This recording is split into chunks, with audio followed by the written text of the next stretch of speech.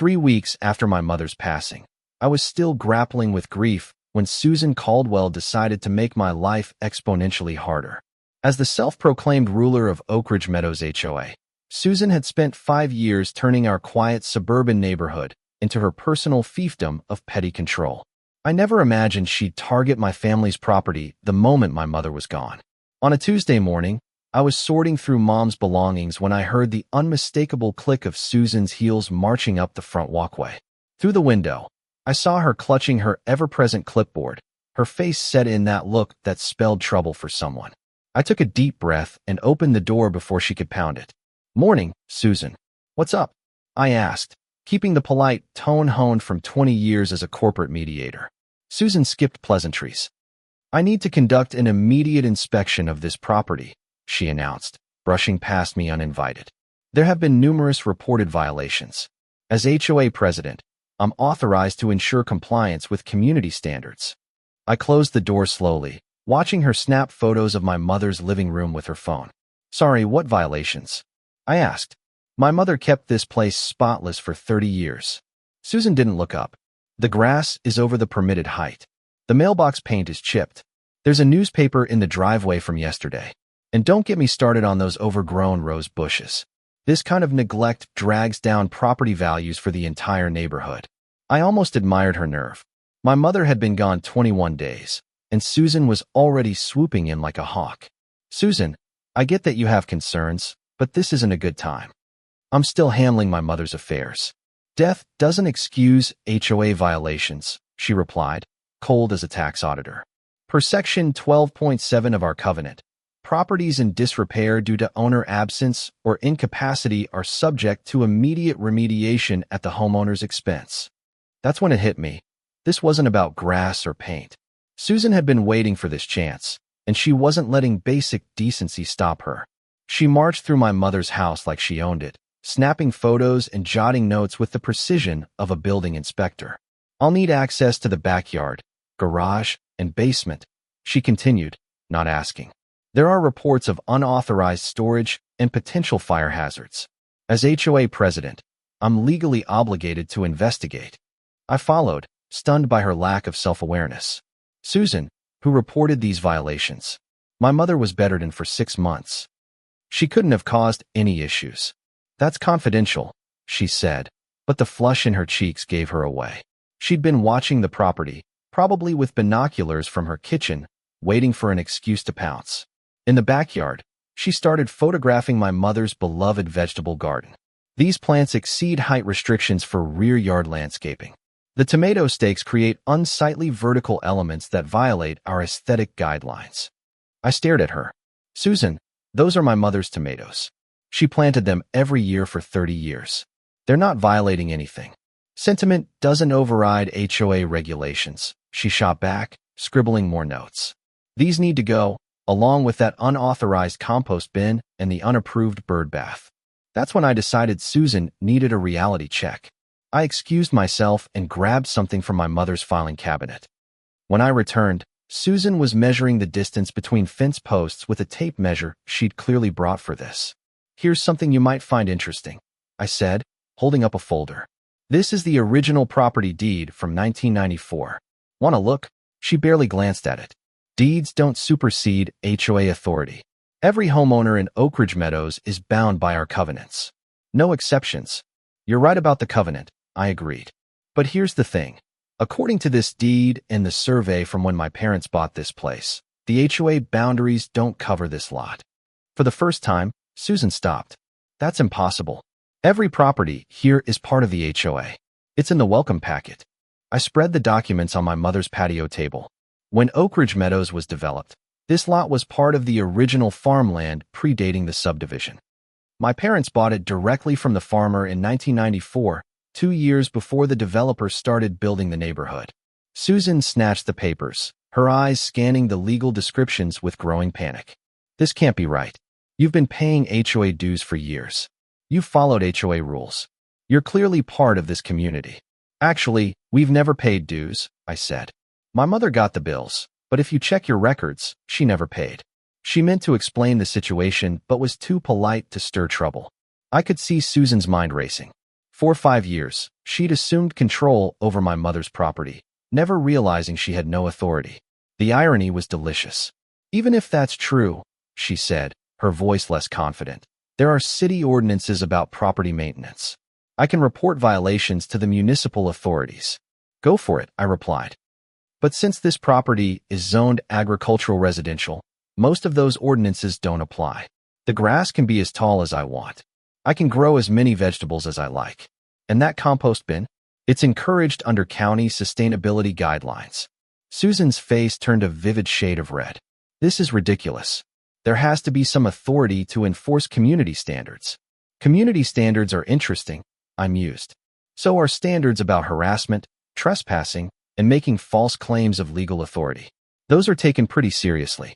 That should have ended it. A rational person would have apologized and backed off. But Susan Caldwell wasn't known for rationality, and she wasn't starting now. I don't care what your papers say, she declared, waving the deed like it was junk mail. This property affects the neighborhood's aesthetic and property values. As HOA president, I have a duty to the homeowners who elected me. You can't ignore legal documents because they're inconvenient, I pointed out. This deed's been recorded with the county for over 30 years. It doesn't change because you don't like it. We'll see, she snapped, pulling out her phone. I'm calling my lawyer. There are ways to force non-compliant properties into line, and I'll explore every one of them. I watched her dial, torn between amusement and disbelief. Susan was ready to pay legal fees to challenge a 30-year-old deed. The sheer waste was almost impressive. While she whispered to someone likely charging her $200 an hour to explain basic property law, I did some digging on the county assessor's website. What I found was better than I'd hoped. Susan, I said after she hung up, I've got news. According to county records, the Oak Ridge Meadows HOA was never properly incorporated as a legal entity. She stared like I'd said the earth was flat. That's impossible. We have bylaws. We collect dues. We hold elections. We're obviously incorporated. Having bylaws and collecting money doesn't make you a legal corporation, I explained. You need specific state filings, registered agents, and governance rules. None of that was done when your HOA was set up. I showed her my phone screen. The State Business Registry has no record of Oak Ridge Meadows Hoano articles of incorporation, no registered agent, no annual filings. Legally, your HOA doesn't exist. The silence was deafening. Susan's entire worldview seemed to crack as she grasped the implications. For 5 years, she'd acted as president of a legally non-existent organization. That can't be right, she stammered. We have contracts with landscapers. We maintain common areas. We enforce deed restrictions. You have informal agreements for shared spaces, I corrected. But without incorporation, you have no authority to enforce anything. Every notice, fine, and threat you've issued is legally meaningless. I could see her mentally tallying how many neighbors she'd strong-armed with her fake authority. The number was likely high, and some of them would be thrilled to learn this. This is just a paperwork issue, she said, sounding like she was convincing herself. We can file retroactively. The state allows that. Actually, they don't, I said. Retroactive incorporation isn't a thing. You'd have to start from scratch, and every action your HOA has taken for 5 years, every fee, fine, and enforcement could be legally challenged. Susan sank into one of my mother's patio chairs, the weight of her predicament hitting her. Her entire identity was built on being HOA president, and now her empire was crumbling on a foundation of legal quicksand. What do you want? She asked quietly. I want you to leave my property and never come back, I said. Stop harassing my neighbors with fake authority, and publicly admit your HOA has been operating without legal standing. I can't do that, she said. It would ruin everything we've built. People would stop following rules. Property values would tank. The neighborhood would collapse. Maybe, I replied. Or maybe people would just start acting like decent neighbors without a fake authority figure threatening them. Susan stood abruptly, clutching her clipboard like a lifeline. This isn't over. I'll find a legal remedy. Good luck, I said. But interfering with property rights without legal authority can be considered harassment. Continued trespassing after being asked to leave can lead to criminal charges. And making false claims about authority might be fraud. For a moment, I thought she might back down. Her face paled, and she seemed to weigh her options. But then her jaw set in that stubborn line, and I knew she was about to make a costly mistake. "Fine," she said. "If you want to play legal games, we'll play. I'm filing an injunction to stop you from letting this property deteriorate. I'm requesting a city inspection of every structure here, and I'm rallying the neighborhood to petition for eminent domain if needed." I had to admire her commitment to a losing fight. "Susan, filing frivolous lawsuits can lead to sanctions, especially when you lack legal standing." "We'll see who lacks standing," she snapped, storming toward the gate. "I've protected this neighborhood's property values for 5 years. I won't let one stubborn homeowner ruin it." After she left, I made some calls. First to the county clerk to confirm the HOA's legal status, then to a real estate attorney specializing in property disputes, and finally to neighbors I suspected would care about Susan's lack of authority. The response was swift and overwhelming. Susan had been abusing her imaginary power for years, and many had grievances they'd been too scared to voice. By evening, my phone was buzzing with neighbors wanting details on the HOA's legal issues. The next morning, Susan returned with reinforcements: 3 HOA board members for a formal property assessment. They arrived with clipboards, cameras, and an air of self-importance, as if numbers could erase their lack of authority.